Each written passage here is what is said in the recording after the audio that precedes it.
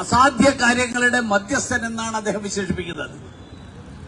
അത് പിണറായി വിജയൻ സ്വയം വിശേഷിപ്പിക്കുന്നതാണ്. അതോടൊപ്പം പിണറായി വിജയന്റെ വാഴ്ത്തുപാട്ടുകാർ നാട് മുഴുവൻ നടന്ന് അവരും വിശേഷിപ്പിക്കുന്നതാണ്. അതിന്റെ ഉദാഹരണമായിട്ട് പറയുന്നത് എന്താ? നമ്മുടെ നാട്ടിൽ ദേശീയപാത വന്നു, നമ്മുടെ നാട്ടിൽ ഗെയിൽ പൈപ്പ് ലൈൻ വന്നു.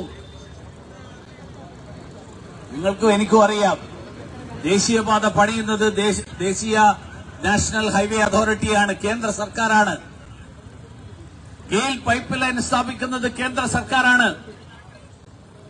ഇത്ര വലിയ മഹാപദ്ധതികൾ നടപ്പിലാക്കിയ ശ്രീമാൻ പിണറായി വിജയൻ കഴിഞ്ഞ 10 കൊല്ലക്കാലമായിട്ട് സംസ്ഥാനം ഭരിക്കുന്നു.